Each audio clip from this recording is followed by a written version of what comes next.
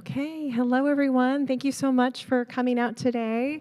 We're for the Decorative Arts Center of Ohio Curator Series with Margaret Wunderlich. I just want to start by thanking, well, first of all, I'm Whitney. I'm the Adult Services Manager here at the library. I just want to welcome you from the library. I want to start by thanking the Decorative Arts Center of Ohio for partnering with us on this program. Jason Craybill, the director, and Judy Oppenheimer, the external relations manager, are here with us today. I also want to say happy birthday to Barbie Craybill as well. This particular exhibit that Margaret's going to be talking about is Mod Visual Social Cultural Renaissance of the 1960s. It will be on display until August 25th, so if you haven't seen it, please go check it out at the Decorative Arts Center of Ohio. Also, join us next week for another program in partnership with DECO. This one is called The Morning Train, Bobby Kennedy's Funeral, and it's about American unity, and it's with OSU professor David Steigerwald, and that is next Sunday at 3 o'clock. And now a few words about our featured curator. So Margaret Wunderlich is the Columbus, Ohio Business Development Manager for the global auction house, Everything But the House. She came to the auction world after almost a decade in the commercial gallery space, where she served as Assistant Director of Sherry Gallery. Margaret works actively with museums and art institutions in Central Ohio to fundraise, curate, and connect with their community. She is on the board of the Short North Arts District, where she serves as chair of the Public Art Committee, and also recently served as a board member and head of curation for the local art nonprofit Wild Goose Creative. So please welcome Margaret Wunderlich, and thank you for coming. Thank you. Can you guys hear me? My assistant Charles, as you heard back there, he's gonna step out since he's throwing a fit, but he's exactly as old as this exhibition is. He was born the day that it opened, so. How many of you guys have seen the show? Okay, roughly half the crowd, all right.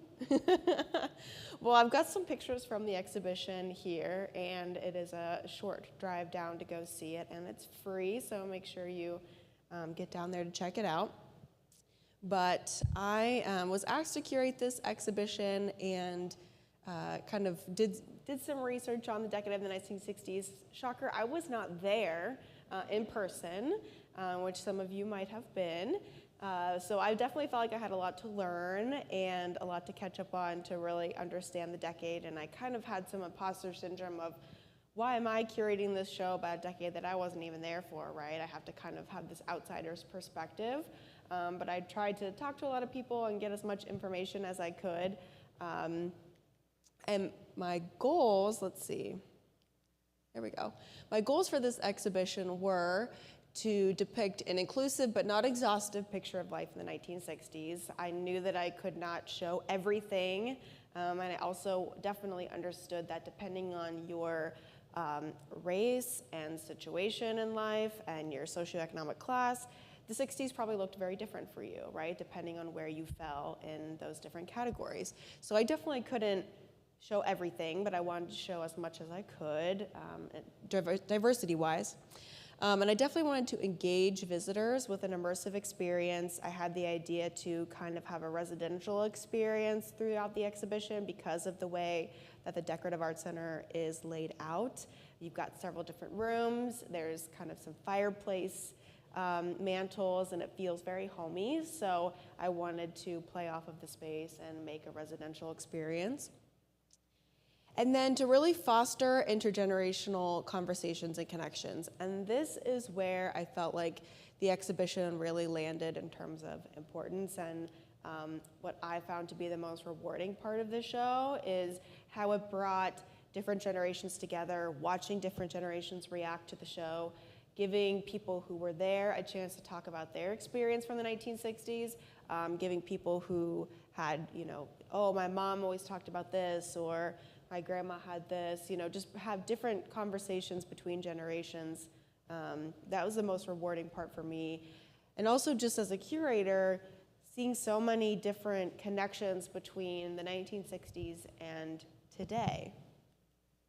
I felt like that was one of the most fun parts as a curator for me, was to see something from the 1960s and to say, oh my gosh, it's just like XYZ today. There's so many similarities and connections that you can draw from that decade to the last 10 years and the life we're experiencing now.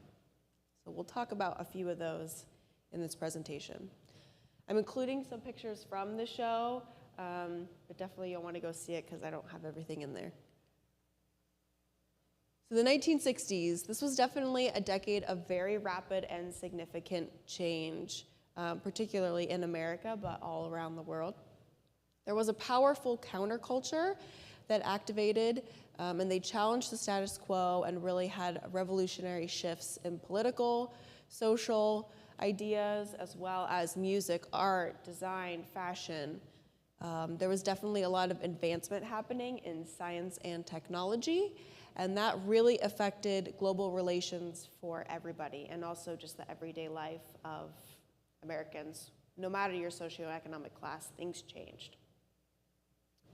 There were also a lot of major events in politics and social justice, and I feel like that's what at least was taught in school the most about the decade of the 1960s. That was the first thing that came to mind when I initially thought of the 1960s. Those really important events in politics.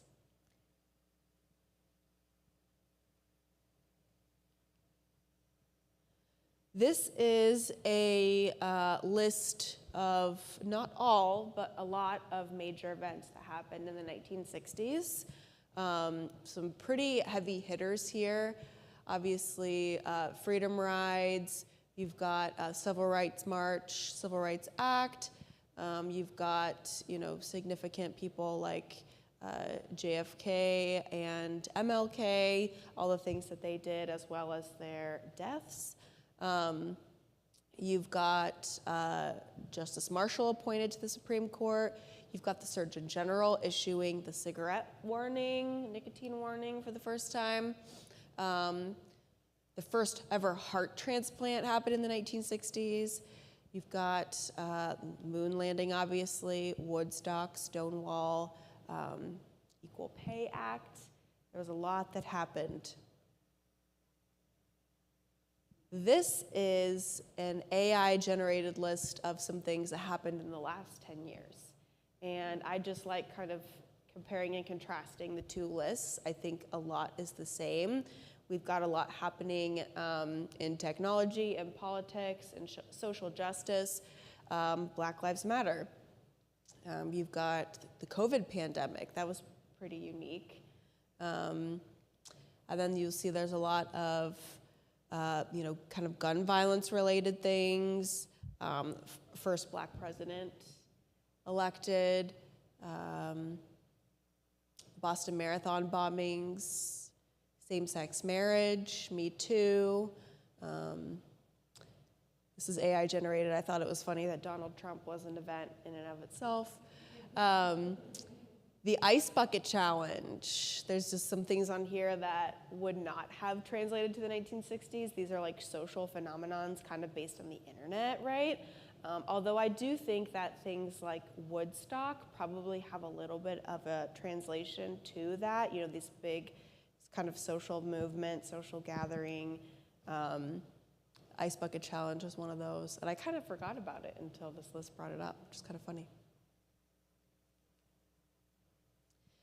So in addition to these major global and national scientific advancements and major political and social events, you do see technology upgrading just the everyday life of the everyday person in the 1960s. So you've got the oral contraceptive pill getting into the hands of Americans. ATMs became available. It's hard to imagine life without an ATM. The Etch-a-Sketch became popular. Ford Mustang was released. Color TV became popular. You're starting to see that in a lot of homes. Kitchen gadgets. The 1960s were the era of the kitchen gadget. Before this, you might have had your stove, you had your oven, but you didn't have necessarily the blender, the toaster, the milkshake maker, the coffee maker, the waffle iron, the KitchenAid mixer.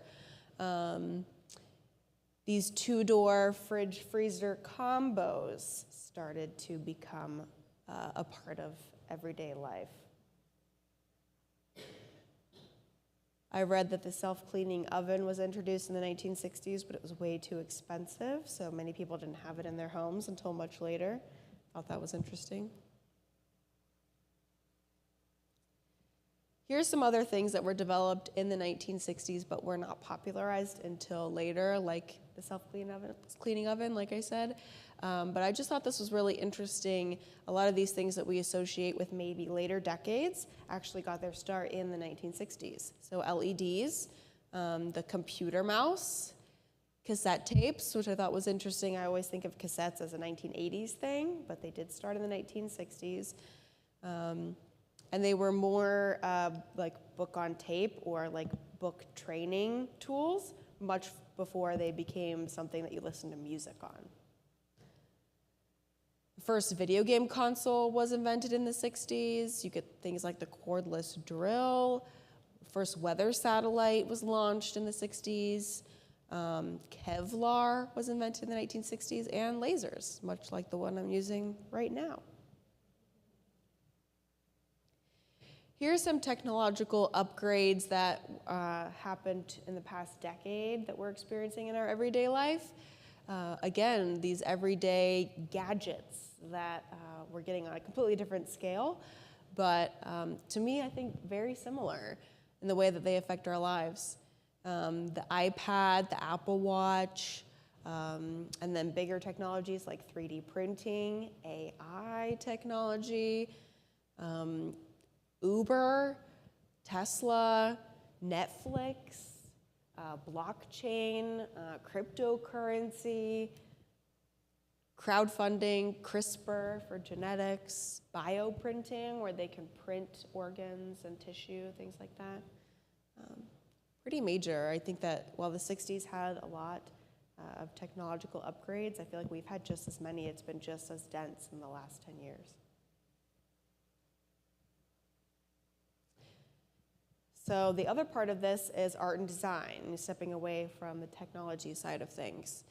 A lot of bold and experimental concepts started to blossom in the 1960s. Before that, it was a little bit more conservative, and now we're seeing things become a lot more informal, a lot more experimental. You're seeing influence from the psychedelic free love culture.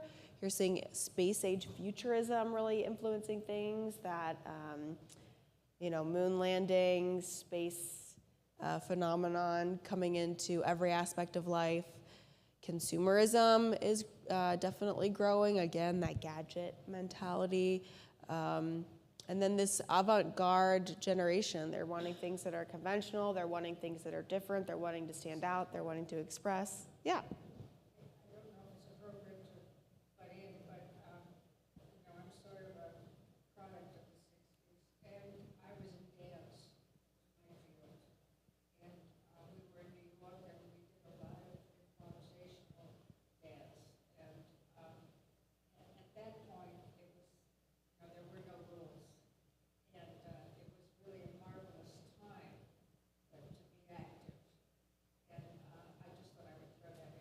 That's awesome. Thank you.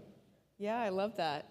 Yeah, I think that, probably especially the younger generation kind of banded together and felt this ability to really stand out and to be creative. And I think that there was a little bit, I would imagine, butting of heads of this, old world versus the new world and, different generations. But I think and what's really beautiful is that younger generation really had camaraderie between each other, between fields of art and design especially. And I think that's really amazing that happened without the internet. I didn't necessarily grow up with the internet in my house, but I was born in '91, and so we had the internet from, at least half of my life, more than half of my life. That's how we communicate, right? And cell phones and all these things. And that wasn't around back then. So the amount of camaraderie and the amount of communication that happened with that generation without any sort of communication method like that is really amazing to me. Yeah.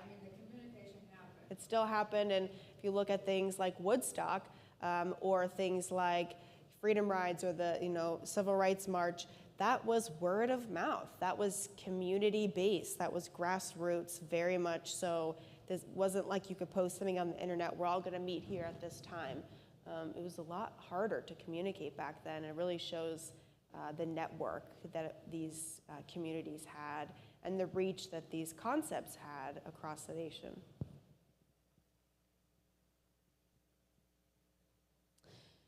So we had new materials coming into play, a lot of innovations like plastics, fiberglass, acrylic, synthetic fabrics. These allowed swift and mass production of goods. So these new designs came in, you saw product, fashion, household goods, and they became very affordable, they became very available, and you could get this kind of start to these fast designs, ideas getting out to the masses very quickly, and you could be a little bit more bold in your designs. It wasn't like you were buying this chair to get you through the next 100 years like you might have in the past. This was a chair that you could have because it was trendy and you'd probably replace it in 10 years, and you knew that, right? Here's the egg chair. We've got lava lamps, which of course had the resurgence in the 90s and 2000s, so it's special to my heart. Go-go boots. But these were things that were meant to be bold and meant to be kind of trendy. They probably wouldn't have used that word, but they were very avant-garde, and they weren't necessarily going to be around forever. Just a few more examples. Bell bottoms, toys like Barbie.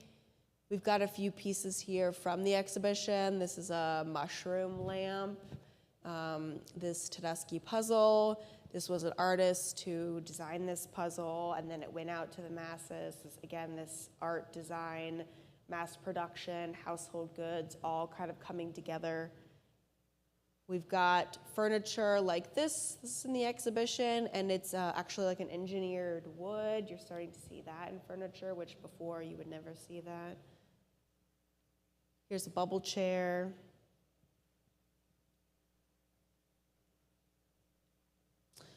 I wanted to talk a little bit about the Danish modern design concept because that was very important throughout the 1960s. It did start in the 1940s, but was definitely very prominent in the 60s and originated in Denmark, heavily influenced by Japanese design.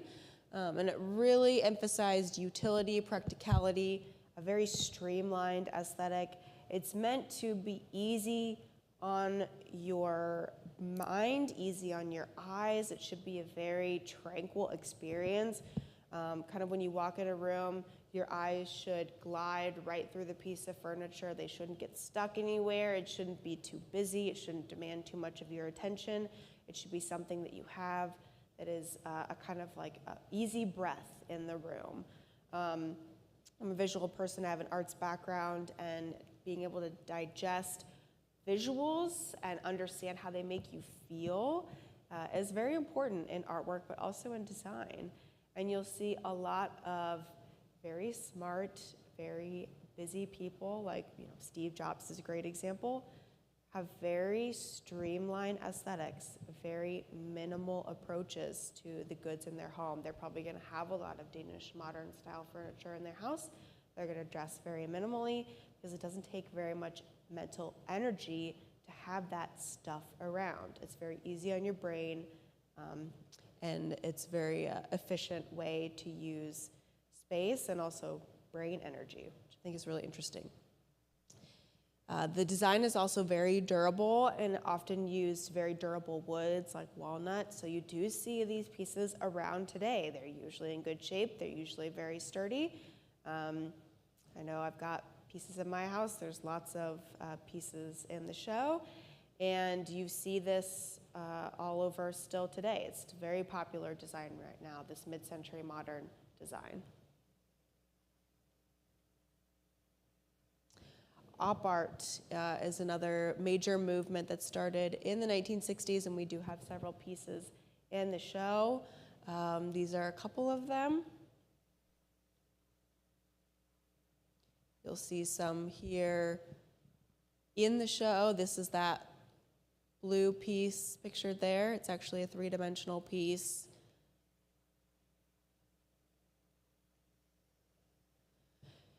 So this movement kind of got its start in the 50s. Now, artists were working all over the world, but you can pinpoint the origin of a lot of them at Yale University under the study of renowned colorist Josef Albers, and they were graduating from Yale in the mid to late 50s.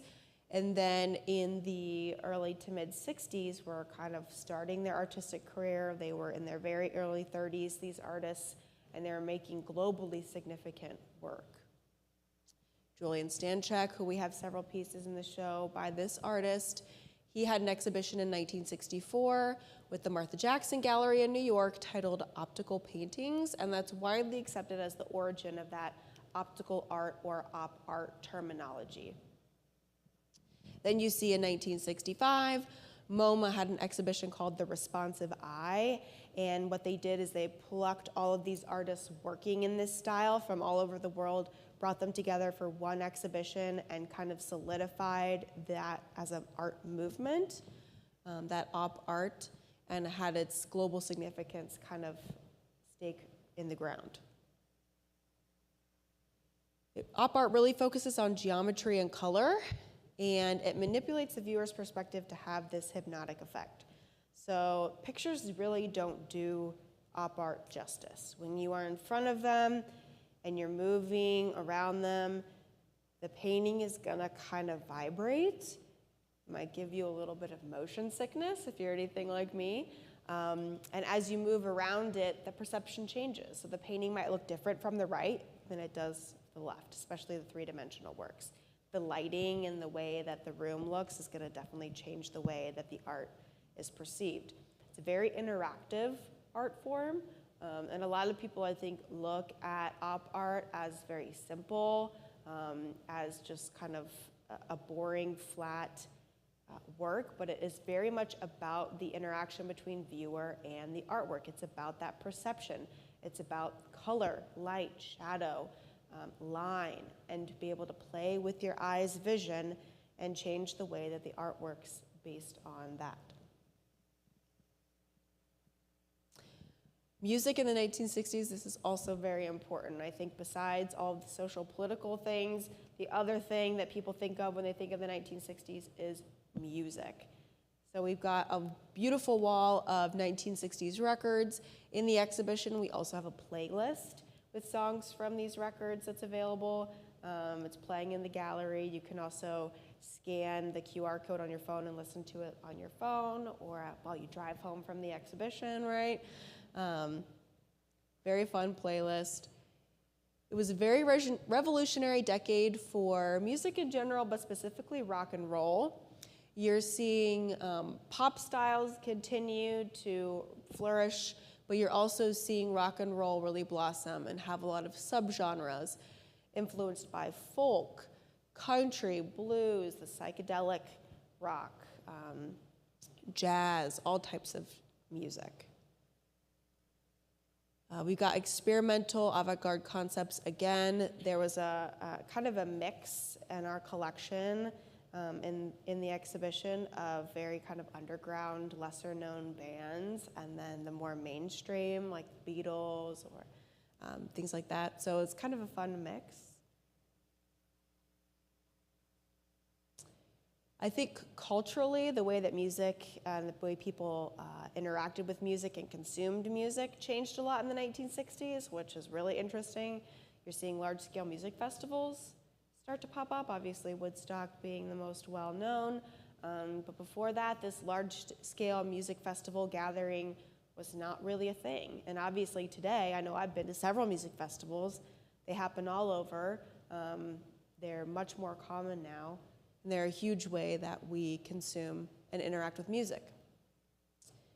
The physical record album also became standard in the 1960s. Before the 1960s, you had singles, and that's primarily how the general population would listen to and consume music.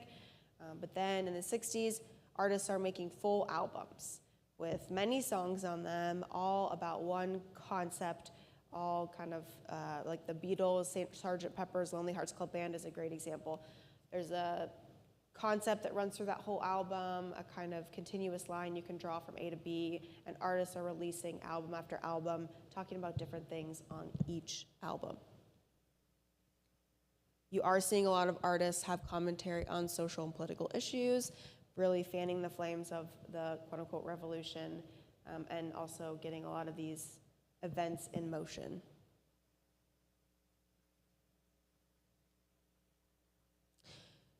So to kind of close this out, we're going to do a little bit of rapid fire of 1960s to today, what's the same and what's different, a lot of things from the exhibition itself. So in the show, we have this set of Reader's Digest condensed books that kind of had me laughing. And I was like, hey, we had that when I was a kid. We just called it Cliff Notes. And they have it today just in audiobook form. They have condensed audiobooks that you can listen to. But I think this is a concept that every generation has. We just call it something different. We've got some dinnerware and cookware in the exhibition. That was part of this premiums program where you would get a piece of dinnerware in a box of soap or with an oil change or with some other kind of purchase. And by doing that, you could collect them all and have this dinnerware set that you collected by buying other things for the household. And I know my generation definitely loved to get the cereal with the little bowls or the little spoons in them, and it was collect them all, and you've got to have every single character, right? Or the McDonald's toys, that's a big one. People collect them. Oh, we got to get all the different ones. Oh, they've got new toys at McDonald's. We got to go get a Happy Meal. So this concept, I think, has a through line to many generations. Here's an op art painting, and here is a piece by Jeff Koons. We do have one of these pieces in the Columbus Museum of Art here in their permanent collection, so definitely check them out. But I feel like there's a lot of similarities here. It's definitely a conceptual art piece, and it's all about the relationship between the art and the viewer and the perception of the viewer, and how it kind of bends your eye, bends your perception, makes you look twice, right? This is a basketball perfectly suspended in a tank of water. It's called Equilibrium, and it's just perfectly suspended there. The water is a very specific, like a density or salt content or something to keep that basketball perfectly in the center. And it's just, I feel like there's a lot of similarities there. It's a very kind of trippy experience, for lack of a better word. And I think this contemporary art still has a lot of through lines to op art from the 60s. And of course, there's still a lot of people working in op art today. Here is the quintessential paper dress from the 1960s. This was a kind of gimmick that I think a feminine product company came up with, where they had a literal paper dress in their product that you could get out and wear, and it became so popular that people just wanted more and more, and they started making these very, I don't want to use the word cheap, but essentially very simple, very kind of basically made plain cotton dresses. They almost kind of looked like they were cut out like a paper doll, and people would wear them. They're very bold in design, shorter because styles were becoming very informal. It was more in style to show your legs. And it kind of reminded me of like Shein or other fast fashion brands that we're seeing today, where they're very bold styles. They're kind of basically or cheaply made, and you kind of just turn and burn with the consumption and with the styles. You're going to get this dress that's for vacation. You're going to wear it a couple times, and then you're going to kind of dispose of it essentially, and then you're going to buy more. And this fast fashion, it was nothing like today back in the 1960s, but I think comparatively to previous generations, it was very much that fast fashion mentality was taking hold.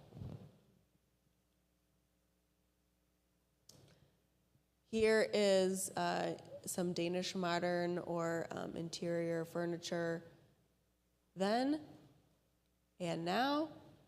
Obviously, things aren't quite as colorful, but you're definitely seeing a lot of through lines, I think, to the art and decor of the 60s to now. And fun fact, these large Danish modern kind of credenza units, very popular on the auction market right now, selling for about $2,800 each. Music. This is very different, I think, from the 1960s to now. Back in the 60s, you would get a record album, you would go gather all your friends, sit in someone's living room, and all listen to this album, and it was an experience, it was a social experience, it was an activity. But now I feel like music, primarily you're listening to it alone, in your earbuds, while you drive, while you walk on your commute, or while you're working. It's a very personal experience now. Even back when it was CDs or Walkmans, when I was growing up, it was a personal experience. I listened to it with my headphones or in my room. Rarely did we get together with all my friends and listen to an album. That was something that we did on our own, and then we would, talk about it together, or this is my favorite song, or that's my favorite song, but we never sat and listened and experienced an album together as an activity. It was always something that we did alone.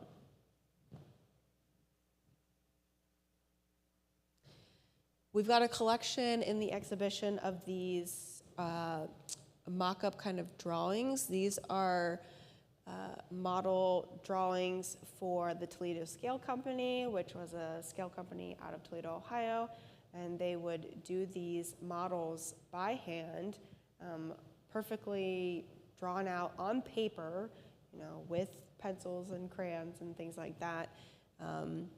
Nowadays, we have 3D printing, right? Everything is a program. We build everything on the computer, which is great, and it takes a completely separate set of skills, and I'm not saying that's not hard to do. But when you look at these drawings, they are perfect. They are beautiful. The craftsmanship and the artistry is incredible. And these are engineers, that are making these, and you used to really have to have that skill in order to do that job. Nowadays, it's all done on the computer. I know at the auction house, we're getting tons of drafting tables people want to sell, right? Because nobody needs that anymore. In architecture and design, it's all done on the computer. So sadly, the drafting tables are worth nothing. But yeah, it's just a completely different way of working, and it really shocked me to see these perfect scale drawings, because you just do not see that in person anymore. When people sketch stuff up, it's usually on an iPad. To be honest, even if you're just making an artwork, you sketch it all on the iPad now. So if anybody has any questions, now's the time. Any anecdotes you'd like to add? Anything I missed from the 60s that you might know that I don't know? Anybody? Mm-hmm. Okay. Is it on? It's official. Okay. Well, as I mentioned before, I was a dancer, and I was in New York, and I had a dance company, and we worked improvisationally, and we thought that era would last forever, and we were, I am just stunned that I keep waiting for it to come back, and but the amount of creativity that was allowed to happen. It was just part of our life, and then it was very permissive, okay, and that's what I miss. I miss in our culture now, and but that's okay. Someday it'll come back. What is the exhibition you've been talking about?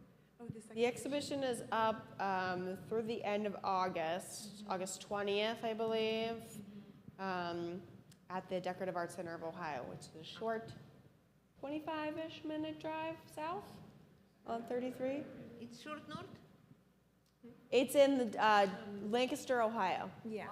Yeah, Decorative Arts Center of Ohio. We'll give you directions. Yeah. And I believe, is this the last weekend for the Lancaster Festival happening as well? But I think every weekend down there they've got, in that Lancaster downtown, something happening, and there's a lot of great shops and restaurants, so make a weekend out of it. Take the family. Thank you guys so much for coming. I'll ask you. Oh, okay. Any more questions?